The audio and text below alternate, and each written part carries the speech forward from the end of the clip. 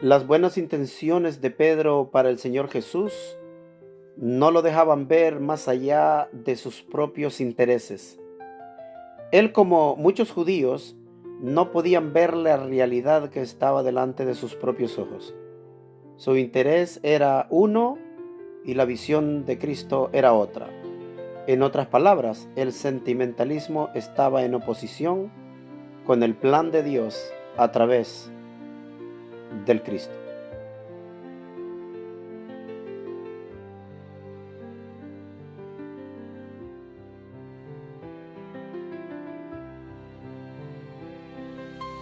Bienvenidos todos, les saluda el predicador Selvin y hoy les traigo una pequeña reflexión llamada El engaño del sentimentalismo. Mateo 16:21 dice: Desde entonces Jesús comenzó a explicar a sus discípulos que le era necesario ir a Jerusalén y padecer mucho de parte de los ancianos, de los principales sacerdotes y de los escribas, y ser muerto y resucitar al tercer día.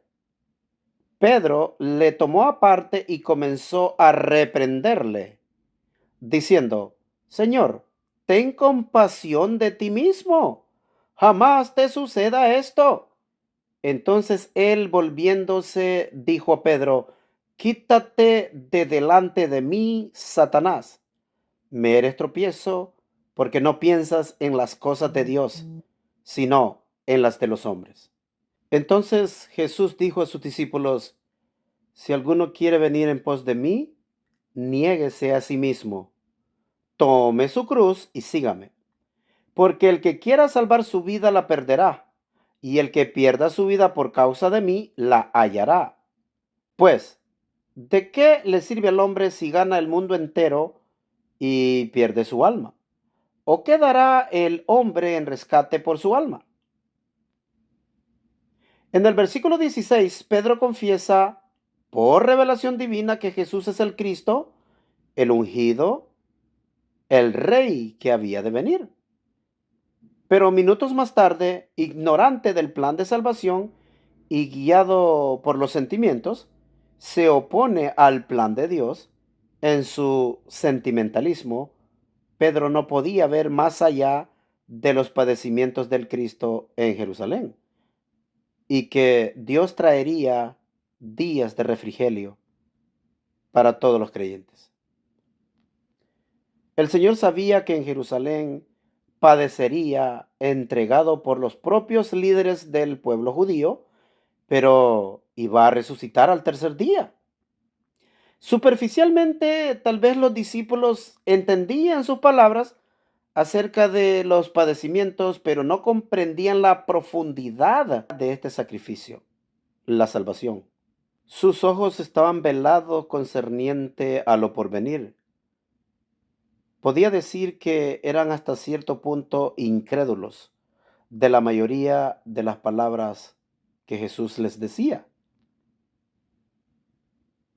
Las buenas intenciones de Pedro. Pedro y los discípulos amaban a Jesús. No deseaban que sufriese esta humillación. Deseaban verlo triunfante, dominando a sus enemigos y ejecutando justicia sobre los malos, según la creencia judía del Mesías Salvador. El mundo judío de ese tiempo no estaba interesado en un Mesías como el que está descrito en Isaías 53. El siervo sufriente de Isaías 53, versículo 3, despreciado y desechado entre los hombres, varón de dolores, experimentado en quebranto y como que escondimos de él el rostro, fue menospreciado y no lo estimamos. Y aún hasta el día de hoy, el judaísmo y sus ramificaciones no considera que Isaías 53 era una profecía para un hombre que padeció en el primer siglo por mano de sus propios líderes. Pedro, movido por el sentimentalismo, olvidó que debía respeto a su maestro y comenzó a regañarlo. Claro que lo regañó. Noten lo que dice Mateo 16:22. Entonces Pedro, tomándolo aparte, comenzó a reconvenirle, diciendo: Señor, ten compasión de ti, en ninguna manera esto te acontezca. Las buenas intenciones de Pedro eran nobles, pero contrarias a la voluntad de Dios. Por mucho que nos parezcan incomprensibles los planes de Dios, es mejor confiar en Él y cumplir su palabra. Los sentimientos no deben regir las decisiones porque son engañosas. Jeremías 17, verso 9 dice, engañoso es el corazón más que todas las cosas y perverso. ¿Quién lo entenderá? Es mejor confiar en el Señor. Proverbios 3, verso 5 dice, fíjate de Jehová de todo tu corazón y no te apoyes en tu propia prudencia. No sigamos la corriente de este mundo que está siendo guiado por el sentimentalismo, opiniones personales, lo cual está llevando a la sociedad al caos y al dolor. La reprensión de Jesús. Mateo 16, 23 dice, pero él volviéndose dijo a Pedro, quítate de delante de mí, Satanás. Me eres tropiezo porque no pones la mira en las cosas de Dios, sino en las de los hombres. La reprensión de Jesús fue bastante fuerte y quizá alguien creerá que fue injusta. Sin embargo, es una corrección y no un insulto. Quítate de delante de mí, Satanás. Jesús no estaba desechando a Pedro, sino al fruto de su boca, porque del corazón salen todos los malos pensamientos. El escritor del Evangelio según Mateo anticipadamente nos da un adelanto del ministerio de Jesucristo. En la introducción del Evangelio de Mateo encontramos la tentación de Jesús y ahí están las mismas palabras que el maestro le dijo a Pedro. Noten lo que dice Mateo capítulo 4 versículo 10. Entonces Jesús le dijo, vete, Satanás. Pero si vamos al griego original, se puede traducir literalmente, apártate de mi camino y ponte detrás de mí, porque estás estorbando. Por otro lado, Satanás es un adjetivo que significa opositor. No es alguien que anda tentando a los creyentes. Jesús le decía a Pedro que se estaba oponiendo, no que estaba poseído por el diablo como es creído en el cristianismo popular. En las palabras de Jesús, me eres tropiezo o me estás estorbando, me estás tendiendo una trampa, sin andarle con tanto rodeo. Pedro estaba siendo un adversario para Jesús al oponerse a sus palabras. Las palabras de Jesús eran profecías reveladas por el Padre. Pedro, por su sentimentalismo, estaba actuando como Satanás, o sea, como un opositor. Cuando alguien se opone a los planes de Dios por sentimentalismo, es tropiezo para alguien que obedece a Dios y se convierte en un Satanás, en un opositor, posiblemente sin darse cuenta, influenciado por sus propios intereses, como sucedió con Eva. Los apóstoles, cuando citaron lo sucedido en el Edén, lo citan en el contexto de usurpación de autoridad. Noten lo que dice Primera de Timoteo capítulo 2 versículo 13 en adelante. Pues Adán fue formado primero, note, aquí está el que fue formado primero, el preeminente. Después dice Eva, notan, Eva fue después. Verso 14. Además, Adán no fue engañado, sino la mujer al ser engañada incurrió en transgresión. El apóstol Pablo cita el evento del Edén con una sola intención. Noten lo que él comienza diciendo. La mujer aprenda en silencio con toda sujeción, porque no permito a la mujer enseñar ni ejercer dominio sobre el hombre, sino estar en silencio. El apóstol Pablo interpreta el evento del Edén como la usurpación de autoridad de parte de la mujer sobre el hombre. Pero eso no significa que Eva fue poseída por Satanás como se cree popularmente. Asimismo, Pedro, en vez de escuchar cegado por su sentimentalismo, fue y reprendió a Jesús. Nótelo otra vez. Pedro le tomó aparte y comenzó a reprenderle. Si notan, Pedro vino a reprender a Jesús y le dijo: Señor, ten compasión de ti mismo. Jamás te ocurra esto. Si notan, ten compasión de ti mismo. Ahí está el sentimentalismo de Pedro. Pero ¿cómo vas a estar diciendo que te va a suceder esto? No, tú estás hecho para otra cosa. No, no, no, esto no te va a ocurrir a ti. No, no, yo estoy de acuerdo en que tú deberías de hacer algo diferente. No, esto no.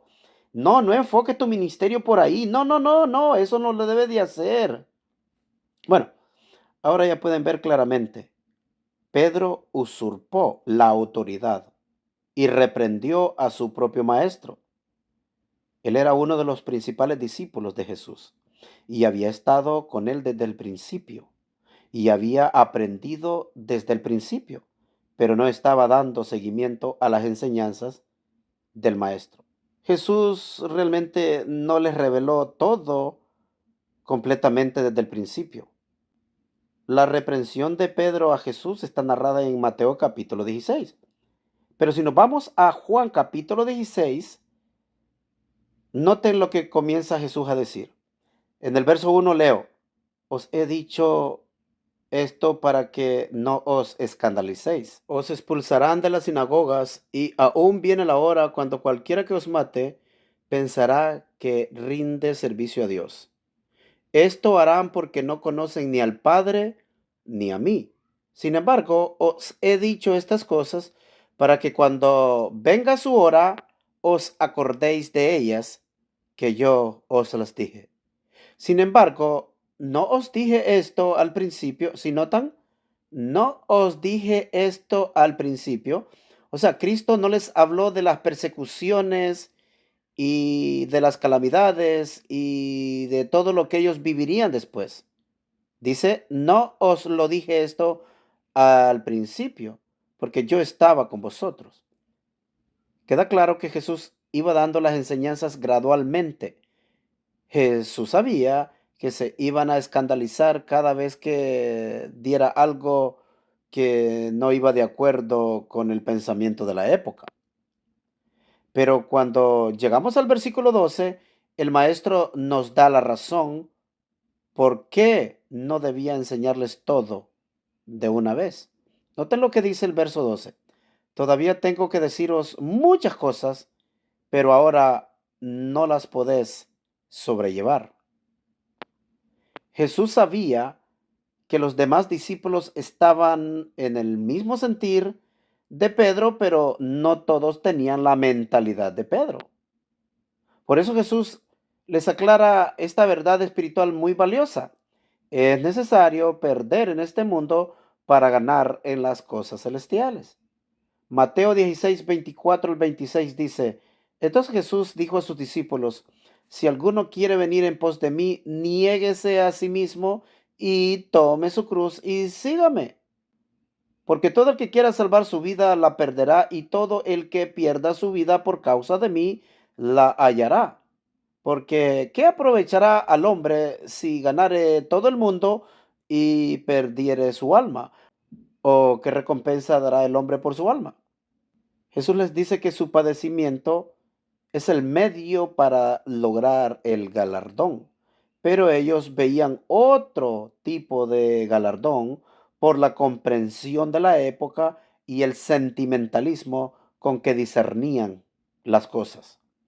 Para alcanzar la vida eterna es necesario negarnos a nosotros mismos, padecer un poco en la carne. Negarse a sí mismo significa rendir tu vida a Cristo, tus planes, tus deseos, tus proyectos, tus decisiones personales, etcétera. Que tu vida se enfoque en rendirle y agradarle a Él y no a tus deseos personales. Tiempo después que Pedro ya había comprendido las cosas, dijo: esto sucedió el día que escogieron a Matías como reemplazo de Judas Iscariote. Pero noten el requisito que propone Pedro para que alguien pueda ser candidato al puesto. Versículo 21. Por tanto, de estos hombres que han estado junto con nosotros todo el tiempo, ¿Cuánto tiempo? Todo el tiempo. Los que han medio estado, no. Los que están por un ratito pero se van, no. Los que casi están, no. Los que están por ratillos, no. Los que están todo el tiempo. ¿Sí están notando? Aquellos que han estado con nosotros todo el tiempo que el Señor Jesús entraba y salía entre nosotros. Verso 22. Comenzando desde el bautismo. ¿Desde cuándo? Desde el principio. Comenzando desde el bautismo de Jesús hasta el día en que fue tomado de nosotros y recibido arriba. Es preciso que uno sea con nosotros testigo, que sea qué cosa, que sea testigo de su resurrección. Esto no fue al azar. Ellos escogieron a personas que fueran constantes, o sea, alguien que perseveró con ellos en los milagros o en las tribulaciones, o como decimos hoy, en las buenas y en las malas. Así es hoy. Cristo nos invita a renunciar a nosotros mismos, tomar nuestra cruz para estar dispuestos a morir por Él, porque si queremos salvar la vida, la vamos a perder. Pero si estamos dispuestos a perderla por su causa, vamos a ganar la vida eterna. El Señor terminó mostrando la insignificancia de los tesoros terrenales, comparados con la gloria eterna. ¿Qué aprovechará al hombre si ganare todo el mundo y perdiere su alma? No es buen negocio ocuparse de los éxitos de este mundo si se pierde la vida eterna. ¿O qué recompensa dará el hombre por su alma? ¿Podrá con todos sus éxitos pagar la salvación de su alma? El Señor no está diciendo que es necesario ser fracasados en este mundo para ser salvos. Sí debemos atender las cosas terrenales, pero que debemos darle mayor importancia a las cosas espirituales. En conclusión, este mundo guiado por los sentimientos y opiniones personales nos puede hacer perder de vista el objetivo, que es traer a otras personas al conocimiento de la verdad. Pero no vamos a poder hacerlo desde afuera. Tenemos que estar dentro, ser parte del aplauso, pero también ser parte del momento de crisis. Cuando las cosas no están de acuerdo a nuestros intereses o de acuerdo a nuestro sentimentalismo. Muchas personas cuando llegan los momentos difíciles tiran la toalla y se alejan cuando más los necesitas. Pero luego que solucionas el problema aparecen para ser estrellas. Como se dice popularmente, se alejan porque no quieren ser parte del llamado trabajo sucio, donde tienes que tomar decisiones inmediatas como parte del cuerpo de Cristo y donde cada opinión de cada uno cuenta. Pero de esa parte del trabajo ellos no quieren ser parte. Solo quieren ser parte del premio, ya sea la popularidad, la fama, porque solo están de tu lado por algún beneficio. Pero cuando llega el momento de tomar decisiones, ahí ya no. Yo no. Quieren calentarse, pero no quieren encender la fogata. Quieren comer del pescado, pero no quieren pescarlo. Los apóstoles deben ser nuestro ejemplo, porque ellos, a pesar de esas diferencias, nunca abandonaron el barco. Siempre se mantuvieron presentes en las entradas y en las salidas de su maestro. Y repito, como decimos hoy, en las buenas y en las malas.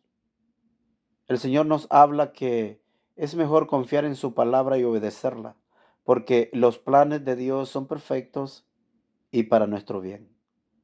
Tomar tu cruz significa que estás dispuesto a morir por Cristo, así como Él estuvo dispuesto a morir por ti.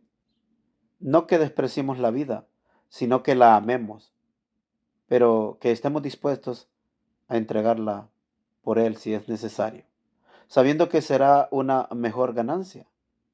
Filipenses 1:21 dice, porque para mí el vivir es Cristo y el morir es ganancia. Dejemos el sentimentalismo de lado y trabajemos juntos para poder llevarle la palabra verdadera a aquellos que la están necesitando.